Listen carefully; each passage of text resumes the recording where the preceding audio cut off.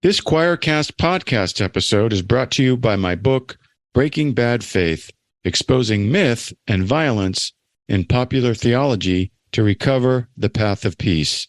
I'm Michael Camp. The book helps people break damaging beliefs that are based on myths. It exposes the big lie that God brings justice through retribution, punishment, imprisonment, the death penalty, lenient gun laws, American wars, final judgment, and eternal damnation. Find it at Amazon.com. Western Christianity has spent the last 2,000 years telling everyone they're separated from God. This is Not Church with John and Nat Turney. All right. Welcome back to the podcast, everybody. Every once in a while, I have to bring out the old sort of attempt at the Matthew McConaughey voice. Yeah. You do it all the time. It's not every once in a while. Is it really? Shit. I've become predictable. All right. Wow. This is why Bethany's actually here to call me out on my on your BS. bullshit. But hey, this is still the podcast, and it's called "This Is Not Church" because if it was church, you'd be gone by now. And John and Bethany and myself, John and I anyway, we'd be waiting for you in the parking lot, probably smoking a cigarette and drinking a beer. Although neither John or I have smoked for many, many years. But maybe on this special occasion, we would join you for a Marlboro Light in the parking lot. Yeah, I don't know if I could do that anymore. What would be your cigarette of choice? I'm not even sure why this is going this way. What did you smoke when you smoked? When I smoked Marlboro Reds. You were such a tough guy. I know. Marlboro Reds and Lucky Strikes. No, you didn't. Yeah, I did. Yep. Did you ever try like the Pall Mall without the filter? No. Okay, I used to like tear the filters off my Marlboro Reds because that was what tough guys did. I think we should tell people that are listening, you should not smoke. It's bad for you. Yes, the Surgeon General has actually confirmed, believe it or not, that smoking will kill you. Yeah. And if not, will make you wish you were dead. So don't do it. There's other ways to enjoy yourself. But regardless, myself and John and Bethany are all glad that you found us. And please, don't give up on us just yet.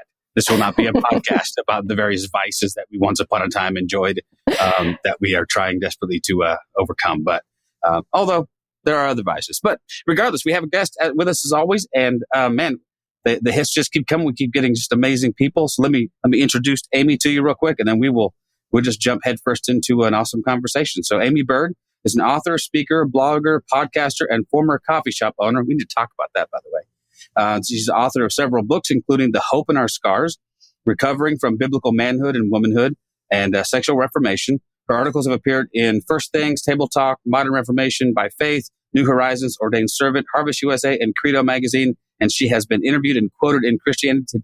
I can't even say the word Christianity anymore. Is that a problem, John? Is that a Freudian thing? In Christianity Today and The Atlantic. All right, I'm going to stop talking now and just say hello and welcome to the podcast. Aimee, how are you? I'm doing great. It's good to talk to you guys. Yeah, we're glad you're here. You're in the lovely state of Maryland, which we talk offline about. That John's visited. Yes, I have. He came once or twice. Just once. Just once. Okay. I actually went to the University of Maryland.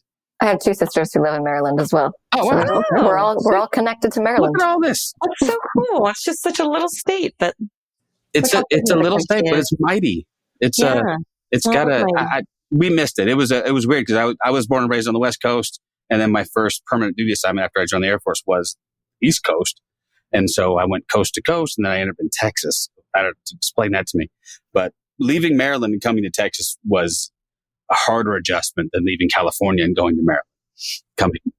Coming here from Maryland was that took some adjusting, like just the pace of life, anyway. But all of that aside, welcome to the podcast. Maybe talk to us a little bit about your maybe your background, maybe a little bit about your spiritual journey before we jump into talking about your book and all the other stuff. Yeah. I mean, my spiritual journey is a bit convoluted.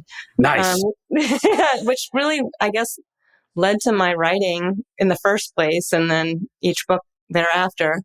But I grew up in a Southern Baptist church, which wasn't such a bad one. My mom, her father, my grandfather was an independent fundamentalist, Baptist, dispensational. I don't know how much you know about all that, but preacher.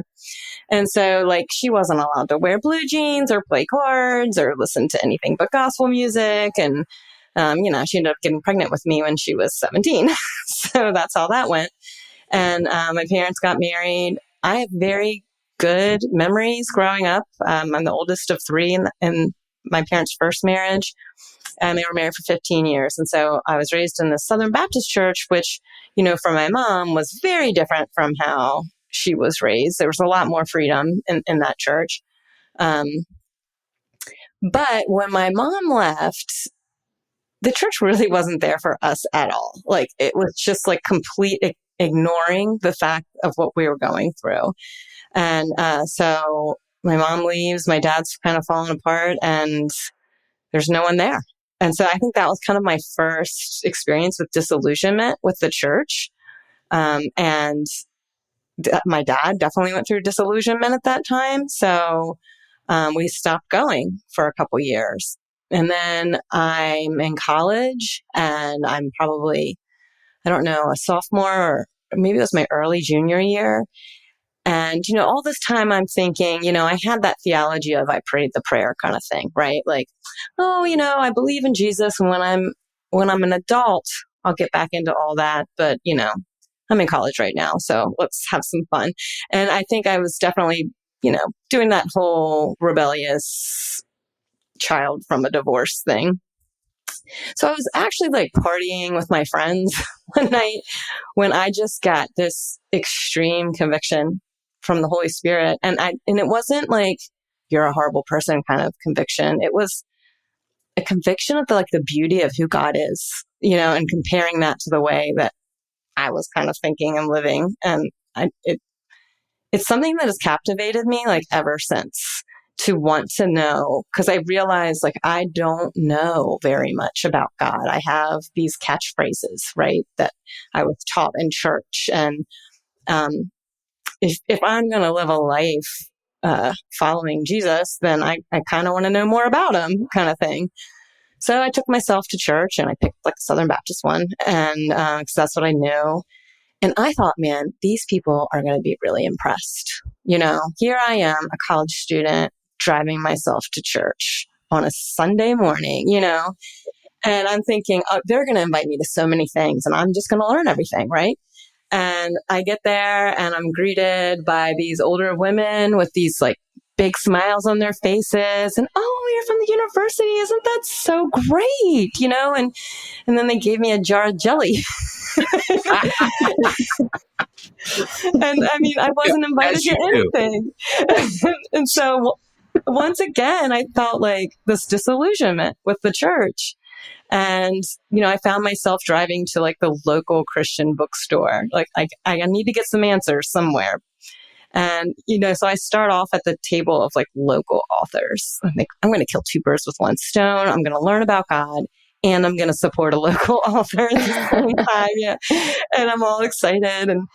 And the book drew me in, but she was a Pentecostal author. And so it was, I'm for the first time reading about all this stuff about speaking in tongues and, all these, kind of more elite spiritual experiences.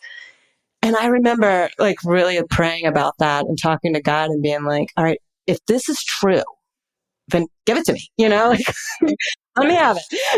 And yeah, nothing happened that night. So I was like, I don't know. I was kind of let down by all that.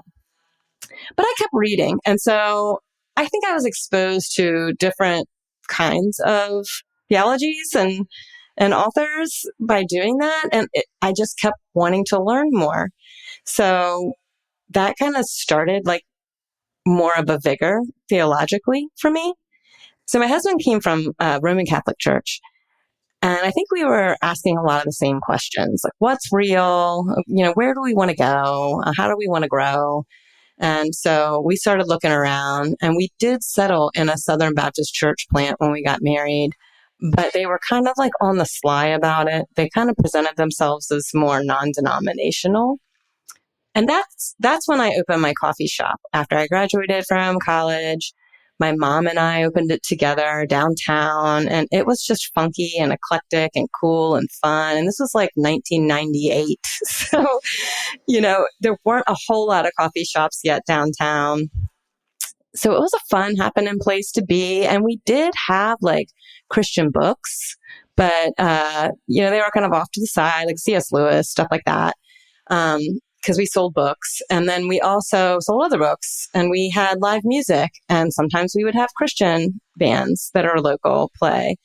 And I guess some of the churches caught on to this, and the next thing you know, I mean, so many people from different churches, from Roman Catholic to Pentecostal to Baptist, Methodist, all kinds of places, and the Rescue Mission, which was right around the corner, they were coming like crazy. And interestingly, the Rescue Mission, which is kind of, where a lot of people who got busted in drug deals in Baltimore and wanted to avoid jail would go for a while.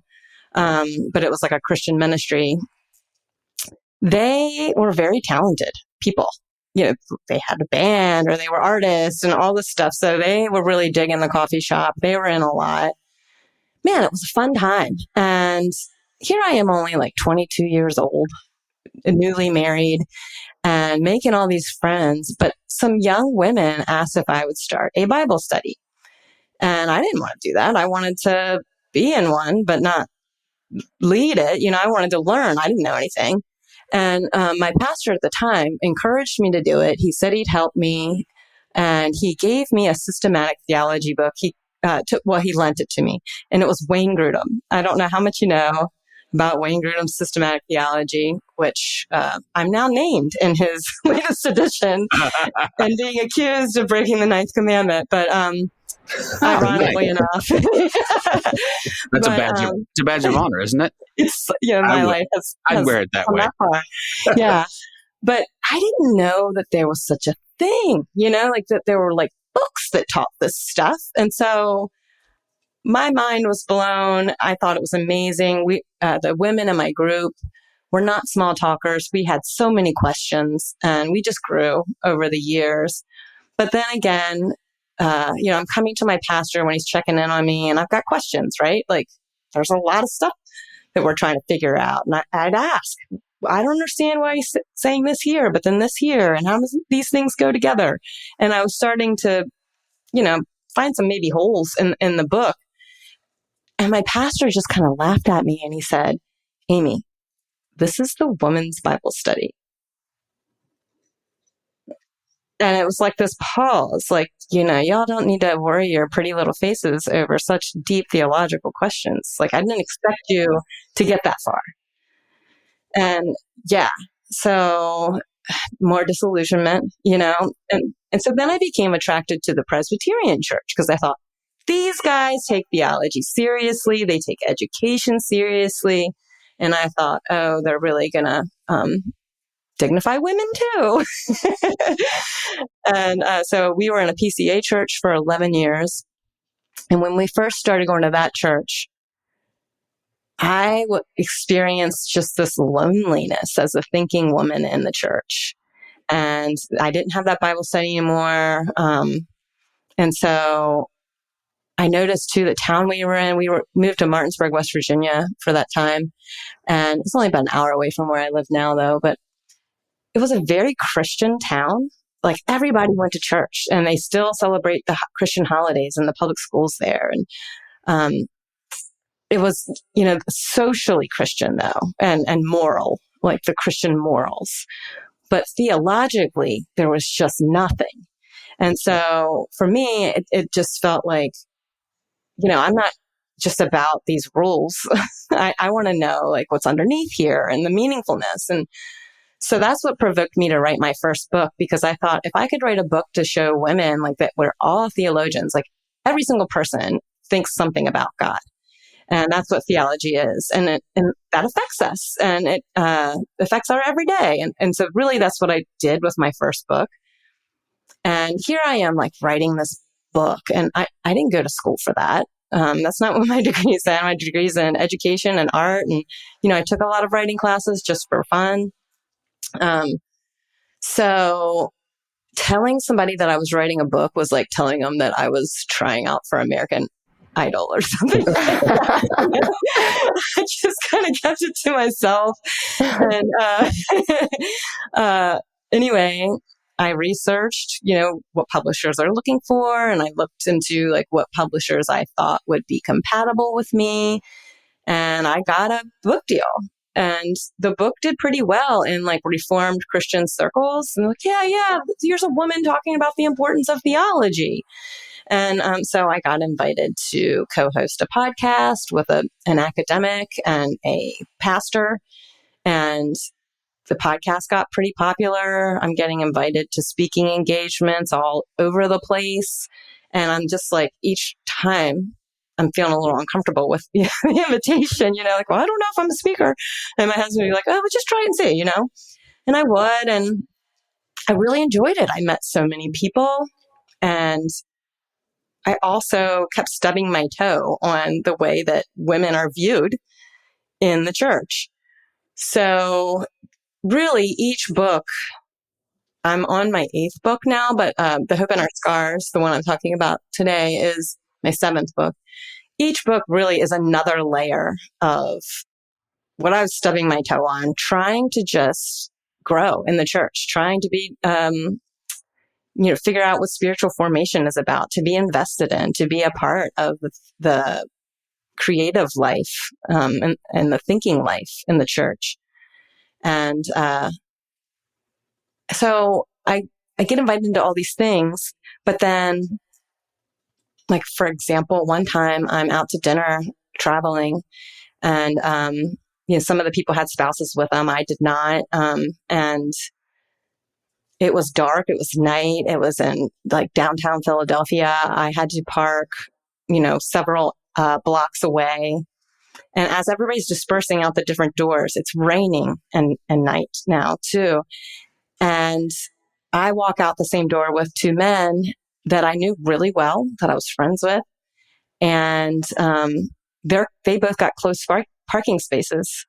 One of them offered me his umbrella, which I was like, no, I'm not going to let you feel good about giving me your umbrella when you could actually give me a ride to my car, But he wouldn't, because of the Billy Graham rule. What would right? it look like? Oh, jeez. What would it look like? And I was appalled. I mean, it was scary. I had to walk down 2 alleys at night in the rain by myself to get to my car. And so that led me to write a book on friendship between the sexes in the church. And I started getting heat when I wrote that book. People assigning motives to me, that I'm going to be encouraging people to be lax about female and male relationships, and that there's going to be all these affairs in the church because of me and all this stuff. Totally taking anything I said out of context. I mean, really, I gave theology to common sense. And I used the brother and sister language that Paul so often uses to address the church, and broke that down. What does that mean? And how we can value one another as actual advocates and promote one another's holiness. And I have a husband who is an elementary school teacher. So he works with a lot of women. And, it's not a problem. So it's just interesting how over-sexualized.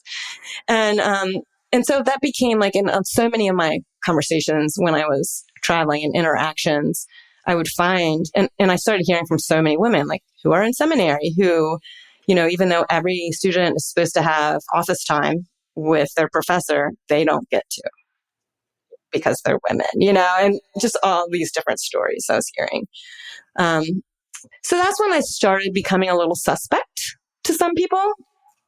And I really then began seeing the problems in this movement within complementarianism, where only men can be ordained, called biblical manhood and womanhood.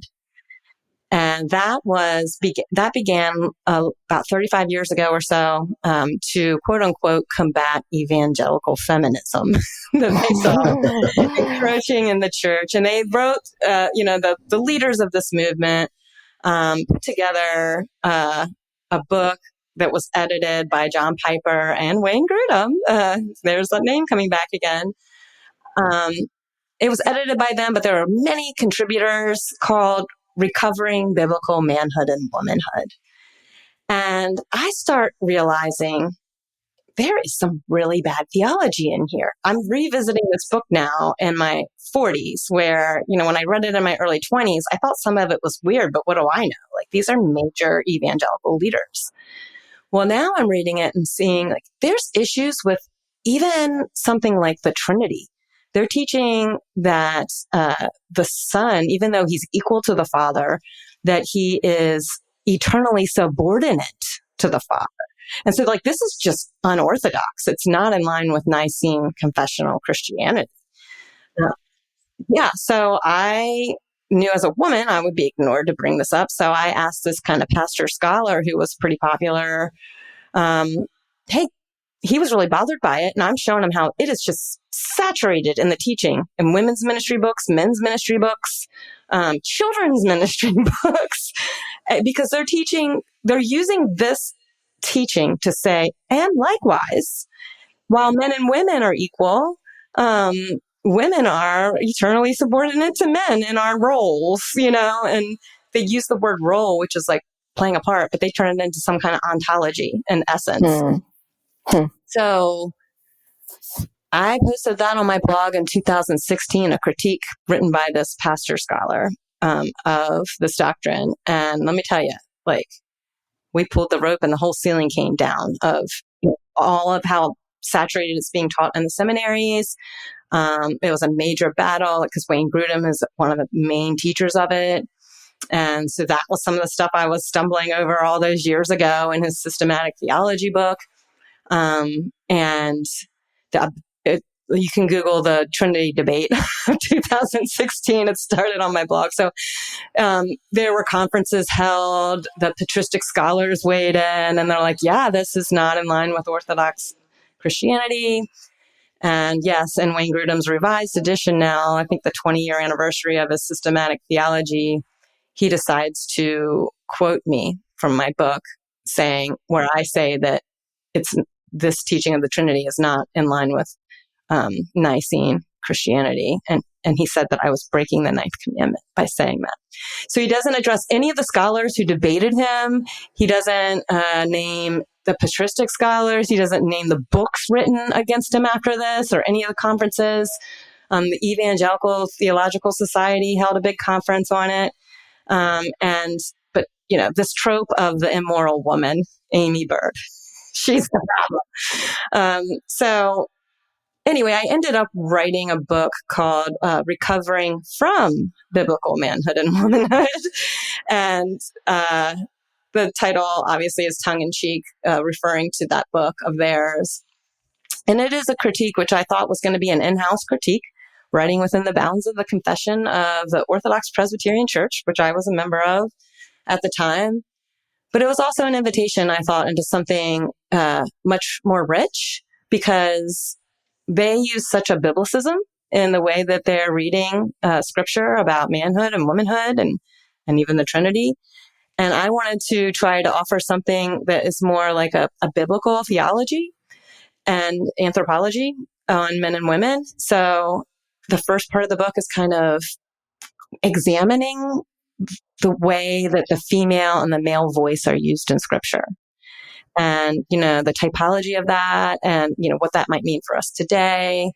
And then the second part of the book was kind of an examination of where discipleship is centered and where do we see it today? Because today we see it more happening in parachurch organizations than in the church. And so I kind of go through that. And then the third part of the book is the great honor and responsibility of being brothers and sisters in the church and what that means. So this book was about discipleship. It wasn't about leadership, ordination, those kind of things, church office. But let me tell you, I angered a lot of people, and I angered church leaders. And so I expected there to be jerks on the internet. But I knew there were some church leaders coming after me in pretty awful ways, harassing me online. But I did not realize how bad it had gotten. I thought that these were just some weird fringe people. But what happened was there was this group I was aware of, a Facebook group called Genevan Commons. And it was growing, and it had grown to 1,100 members, and many of them were church officers in my denomination and in the PCA and Southern Baptist Church and some other Reformed denominations. And it became a very homophobic, racist, and misogynistic group.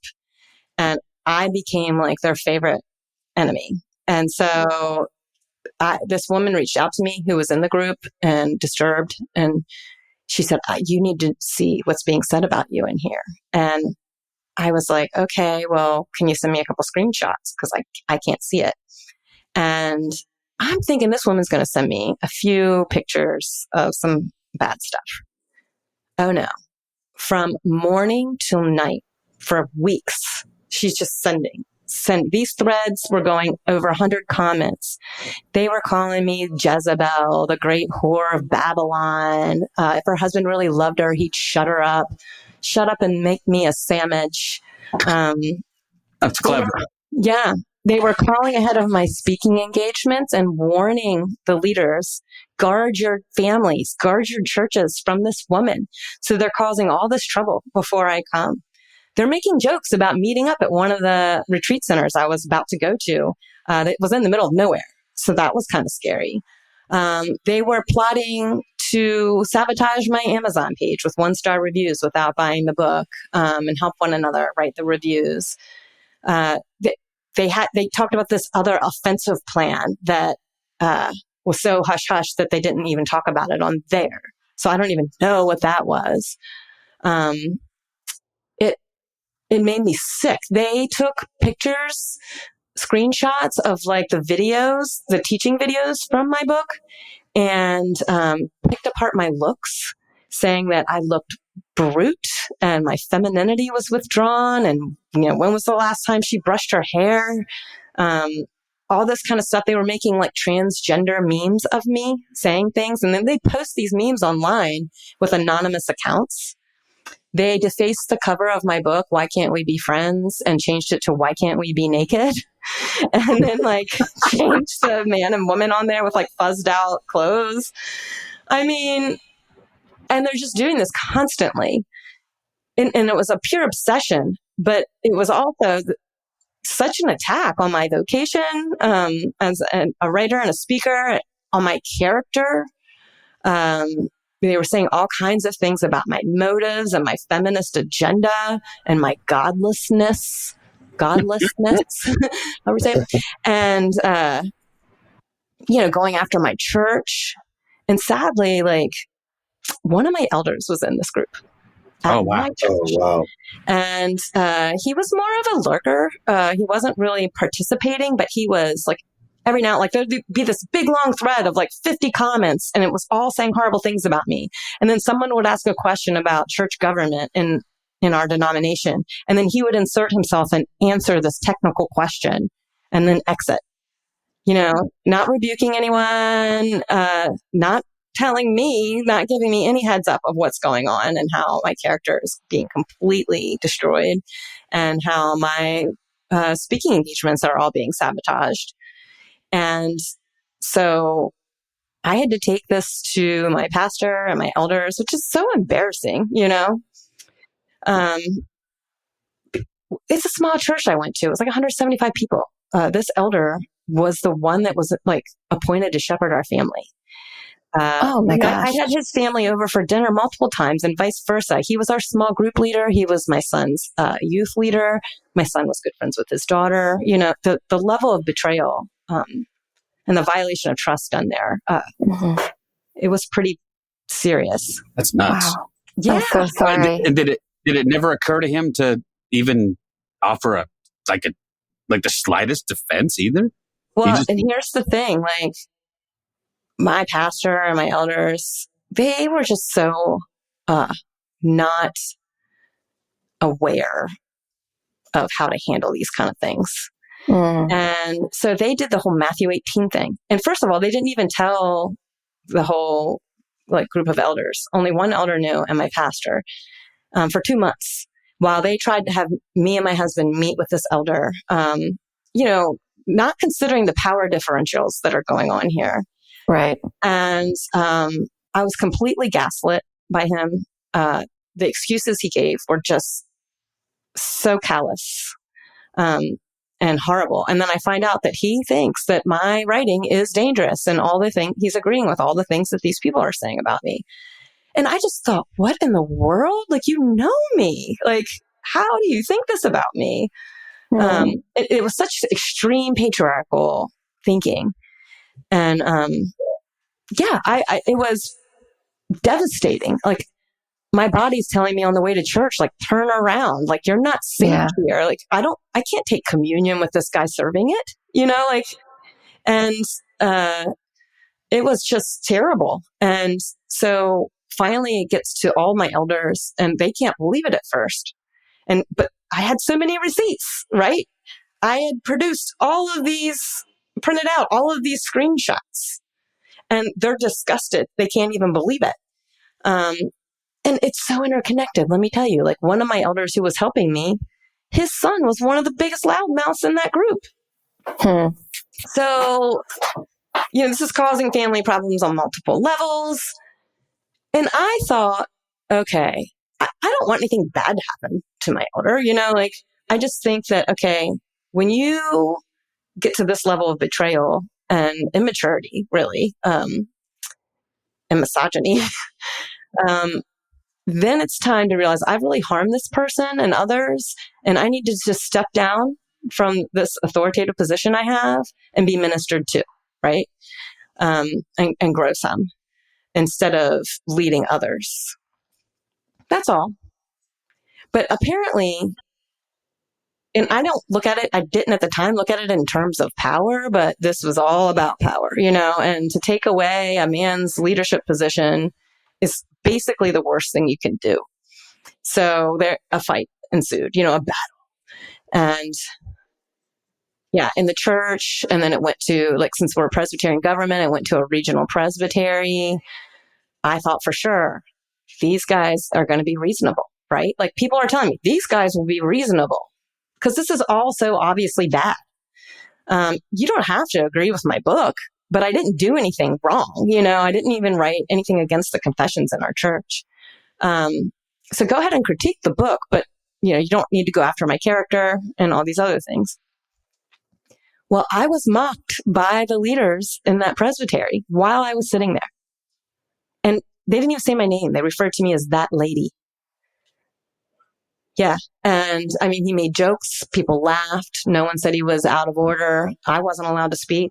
That's out of order.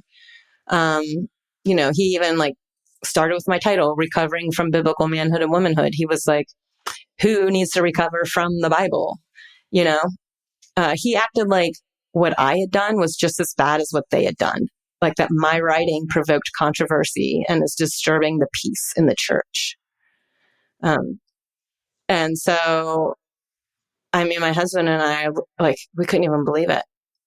It was like total darkness. These guys were parading around in their suits, talking about points of church, the book of church order, like they're lawyers, but they're not, So it was like, I'm like, this looks like a bunch of guys playing dress up. It was so strange. It was terribly traumatic for me, though. Like, in my mind, I can explain how wrong it is and say, no, that's not who I am. But your body just is screaming, like, you're not safe here. And this is horrible. And all my friendships in the church and my relationships were now in question.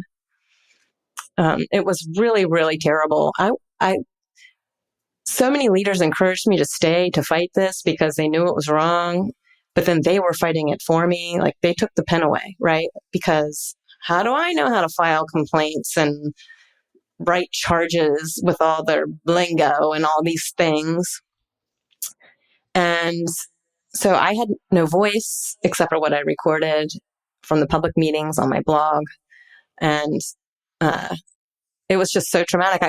It went all the way to the general assemblies, like the grand poobah, the annual meeting for the whole country, for the denomination. And during this time, one pastor preached a sermon. Well, after he wrote a 5-part series on feminism in the OPC and how I'm the general of the feminist army, he preached a sermon on the perfect hatred of God. And guess what that hatred is on? Feminism. God's hatred for feminism. So he's basically preaching a sermon that God hates Aimee Byrd. Another pastor from a different presbytery went on YouTube, read an open letter to his presbytery about how they need to file charges against me. They were nowhere near us, in which he referred to me as a barking dog. Nothing was done about him. And these men who are in this group were all over the place, all over the country. They were in academia. I couldn't believe some of the names. So I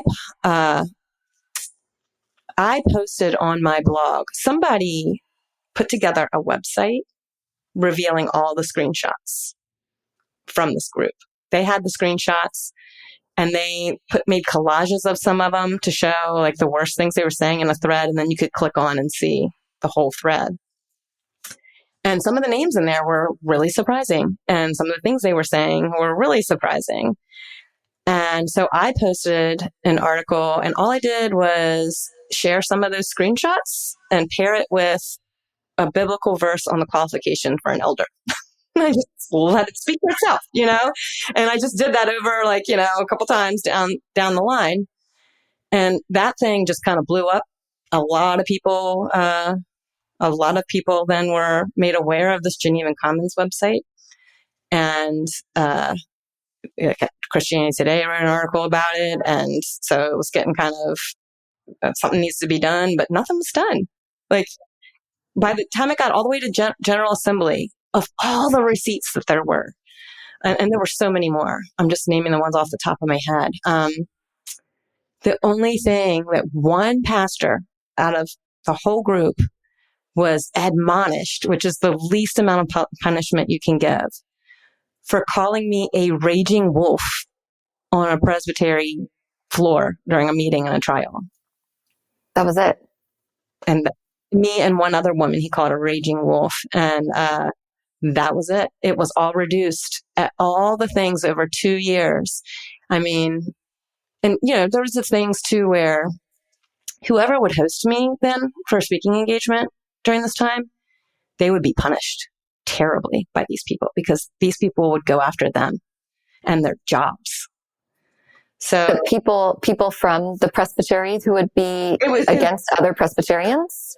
Oh, yeah. I mean, okay. But it was people from this Genevan Commons group, particularly, that were, calling and, they had connections, a lot of connections, and a lot more sympathy than I realized.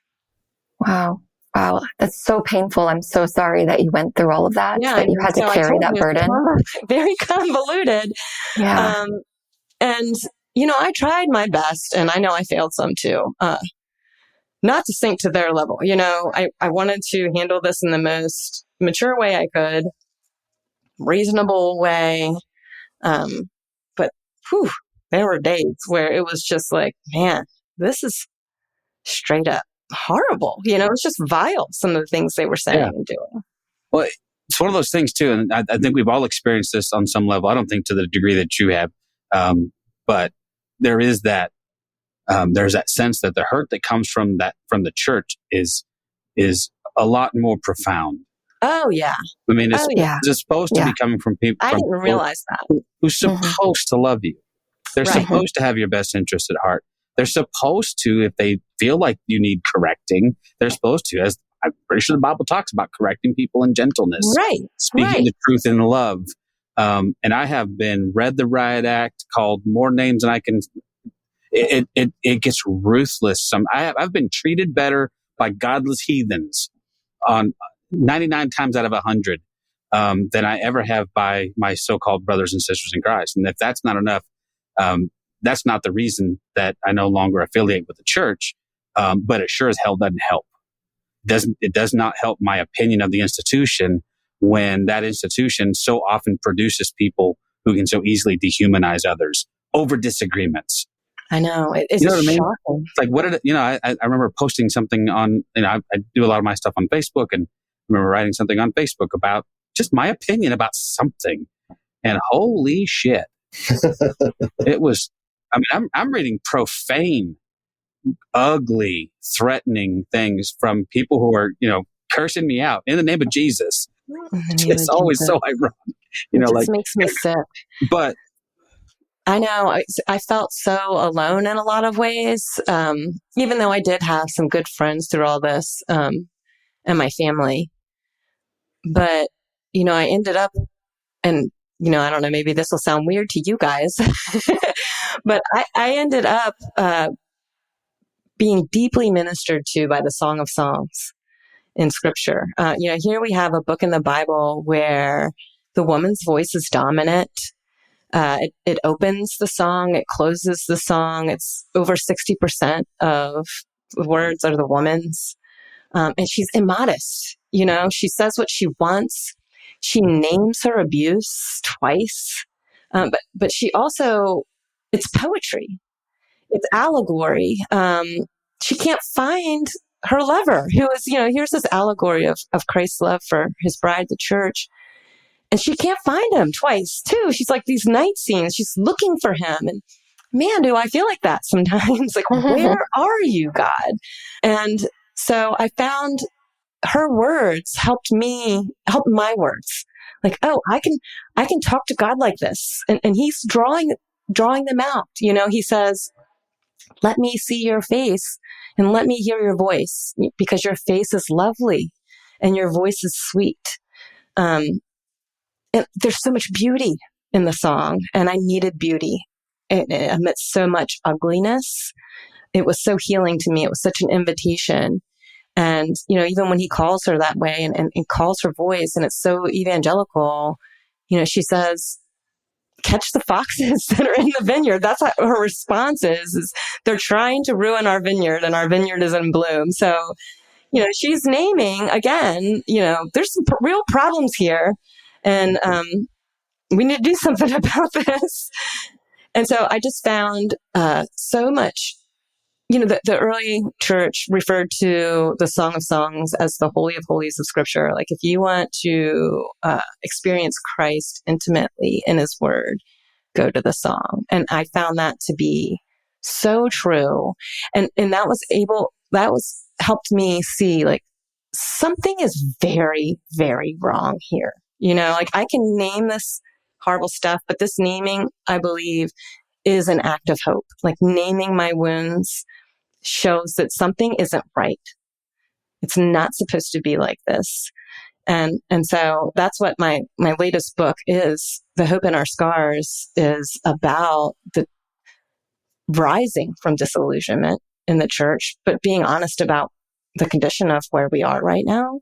I love how you weaved Song of Songs throughout your new book. And it's almost like you were sharing your story of healing as the Song of Songs was healing you.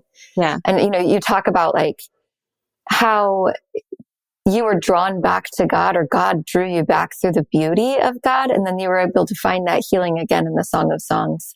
So where do you find beauty today? Like, what does beauty look like in your life? And how does that infiltrate the wounds in your life? Yeah. I mean, it's just everywhere. And that's what's so wonderful about it. The ugliness is there too. And I kind of paraphrase Walter Brueggemann, who says, the present is both much darker and much more glorious than we think it is. And both of these things are true. So I think of the beauty part as an opening of the door, because I think a terrifying verse in Scripture is where Jesus is talking to the Pharisees and he's rebuking them. And he says, "Woe to you, for you shut the door of the kingdom of heaven, for you are unwilling to walk through it." So you are getting in the way of others being able to walk through it. And that just made me think, I want to be a door opener. And beauty really is the invitation that God uses so often. And so, beauty in his word, you just talked about that, but beauty in our faces. And I don't mean just like, oh, this is a beautiful person. That's great. And that also provokes us, but the beauty of seeing Christ, behind the countenance of our faces. And seeing that actually by really looking at that person, and their own distinctiveness and their gift, in their uniqueness, seeing people as gift. I am a hiker. One thing that has really helped me is hiking with my girlfriends, and we do like happy hour hikes. And so we take food and we take cocktails or bourbon, and we, solve all the world's problems. Not really, but we talk about everything, and we leave it all out there for the mountains to hold. And there's something in that ascension, and hanging out in the beautiful views and enjoying one another's company, and then coming back down from the mountain. There's something about that. It's like you've left it there, So I live by the Potomac River, and we just have great like Appalachian trails around us. And I also live pretty close to Harper's Ferry. So there's like really, really beautiful areas around me. I think beauty in nature really helps, beauty in relationship. And then I'm really trying, I kind of track through the book a little bit on this, to find beauty in the church, because I know we're supposed to look for that. And right now it's, maybe it's just in the liturgy, finding Christ in the liturgy right now. Little things, the children, man, am I learning a lot of neat stuff just from little kids. So just all around, and my own young adult, not so much children anymore. This whole thing has helped me let go of my own need for certainty, which is something that I think attracted me to that denomination. And it was a faux belonging. It was a faux security. And so once all that's revealed, you've got to trust God more. But God becomes a lot bigger. Mm-hmm. Mm-hmm. Well, that trusting comes into play so much when you finally decide. I think John and Bethany and I have all been through this to some extent. I don't want to speak for Bethany, but John and I have talked a bunch about it. When you get rid of that need for certainty, that need for trust is exponentially greater. Right? Yep. Yep. But I think that's the place. I mean, I'd rather be there. Yeah, and it's relational. I mean, I think the place of authenticity and honesty is a place where we go, okay, I have no idea how this works actually. I may be certain of one thing, and maybe the only thing I'm certain of is I think I'll land on the place where I think God is good and God is love. And everything else can work out from there. But I don't need the number. Matter of fact, I had a conversation with a guy just the other day, and we were talking about hell of all things. And he was kind of drilling down on some of this stuff. So I said, here's what I know. God is love. God is light. There's two axiomatic truths that are in Scripture, that in Him there's no darkness. Is that I cannot conceive of a reality where God punishes people forever for the sins of a finite lifetime. That just now, how will that all play out? I don't know. To me, what little we know. What little we know. But in the word, I don't know if David Archuleta's mom. I don't know if you know who David Archuleta is, but he won like second place on American Idol a couple of years ago. And he's an ex-Mormon. Yes. Uh-huh. And when he came out finally, and the church, of course, did what they did, which they always do, his mother came to him and said that she was leaving the church too, and gave him the words for the song he wrote, which was, if you're going to hell, I'm coming with you.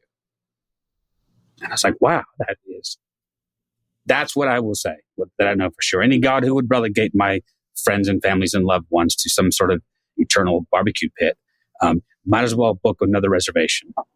It's interesting how we think. I don't know. I'm not a theologian on hell by any means, but what we think of what it is and what would truly be hell.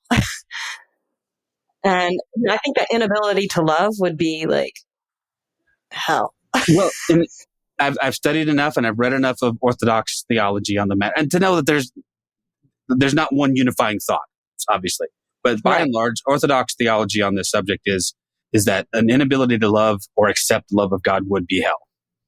And that, I think Brian Zond even says it like this, that hell is, or maybe the wrath of God is receiving the love of God wrongly. And so there's a point where we make our own hells, which is very different from a a hell that God creates and that God consigns you to, and that this loving, merciful God never relents and lets you the hell out of. There's just anyway. So there's lots of stuff there, but all of that was just to say, I can't possibly know all of that. At some point I have to concede that a lot of it is unknowable, and I have to plant my flag someplace. And it's going to be, for me, my choice was, well, it's going to be here, and then I'll let the rest of it work itself out. But certainty, I don't miss it. Actually, there are some. I guess maybe there's days when I'm like, oh man. There are days when you kind of look back on Egypt and go, yeah, it sucked, but there was good work there, and there was food. And out here in the desert, there's less of that.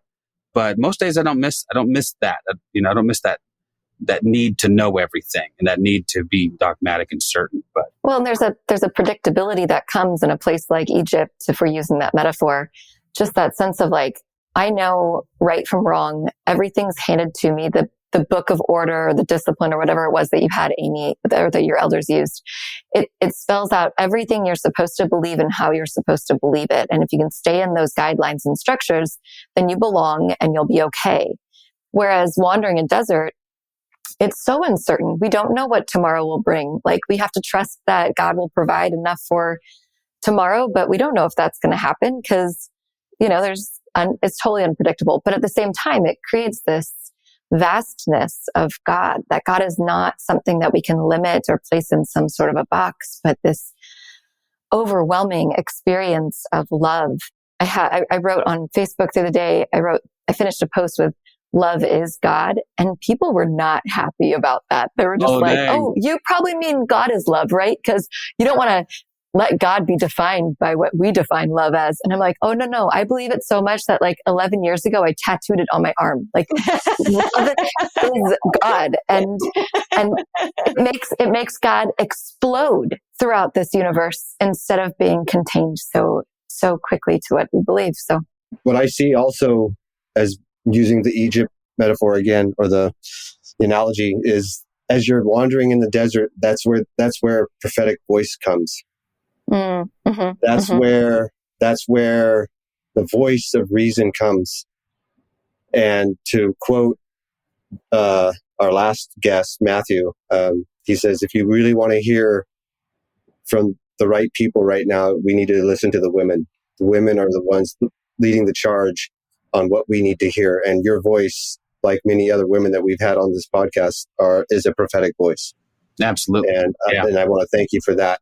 I don't know if you feel that way about yourself, but I want you to know that I hear that and I see that within your writing.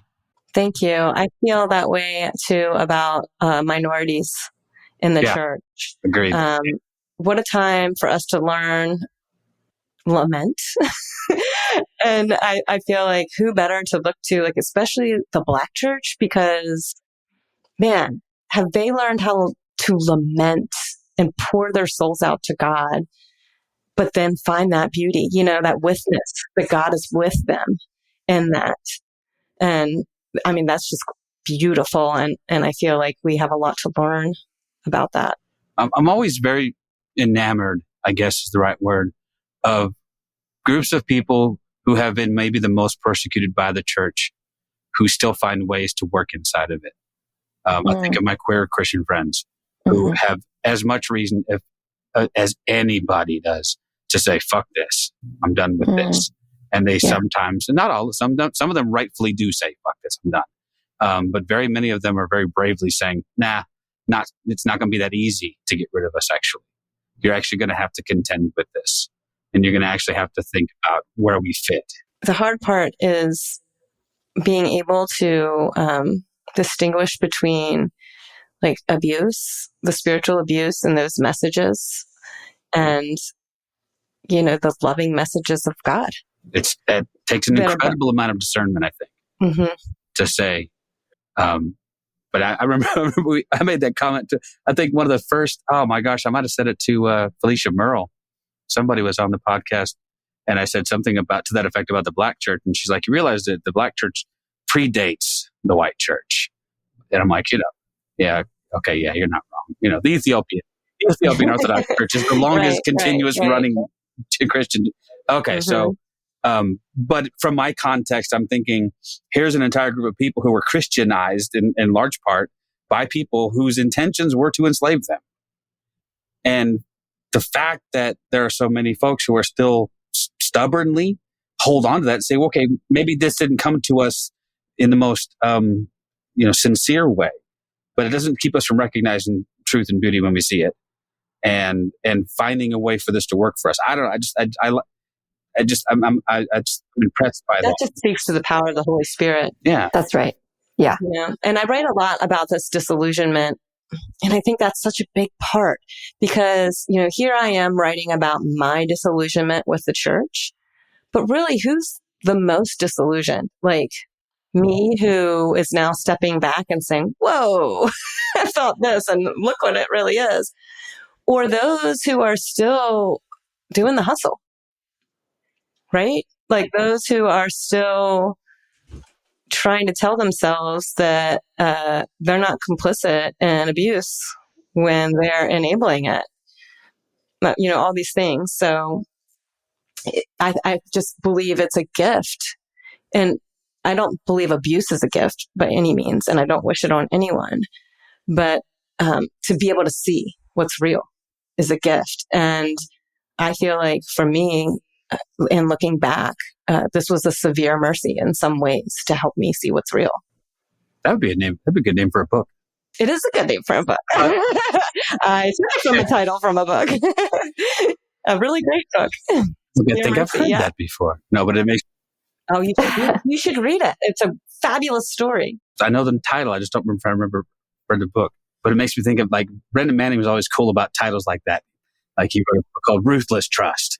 I quoted pretty heavily in my book. So I get to a part in the book that I wrote about what we're talking about right now, which is, okay, let's get away from the certainty thing. Let's find our way to a more radical kind of trust that really calls you out and out of, and it's hard to say without sounding super cliche, but out of your comfort zones, but out of these places that like Bethany mentioned where, and you said, I think what you guys said dovetailed so nicely together, that faux belonging, because it was belonging so long as you colored inside the lines.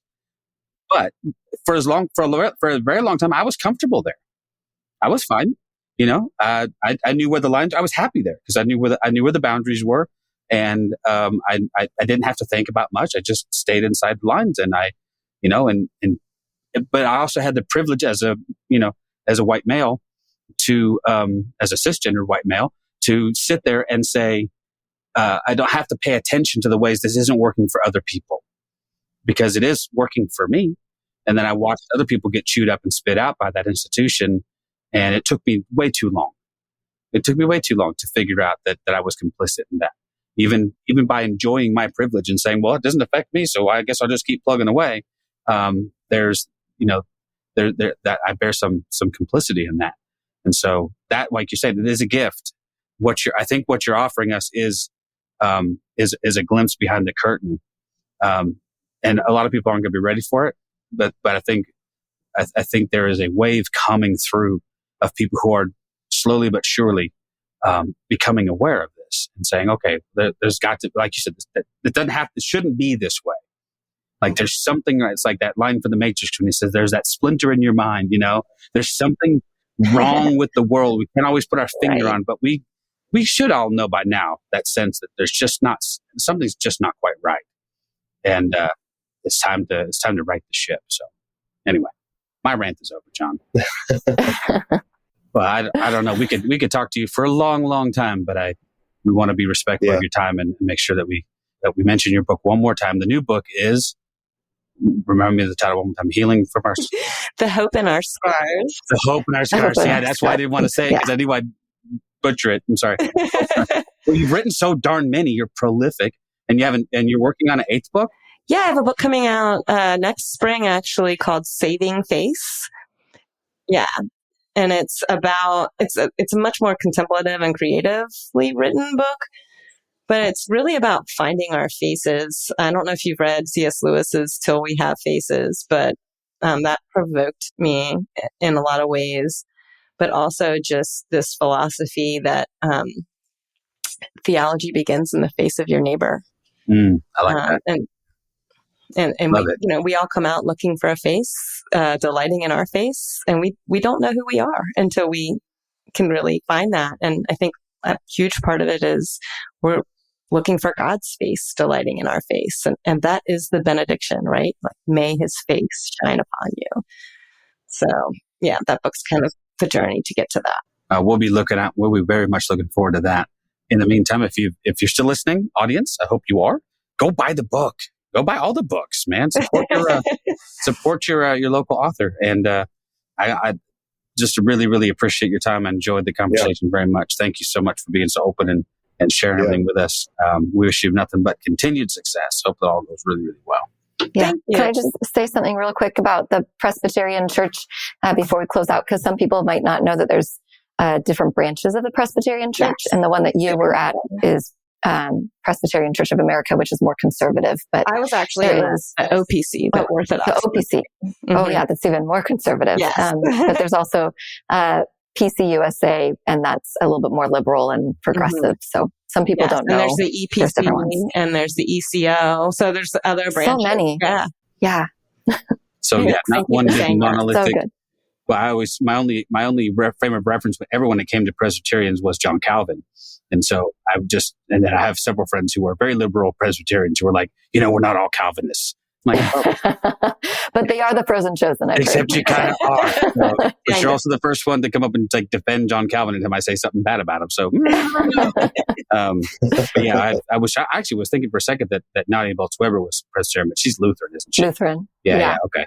So I don't know. This just shows my ignorance on mainline denominations because I'm not one of those. I'm one of those non-denominational guys. But anyway, we appreciate you. Thank you so much for hanging around. Thank you. Thank you for listening to This Is Not Church. Be sure to rate and review the podcast on your platform of choice.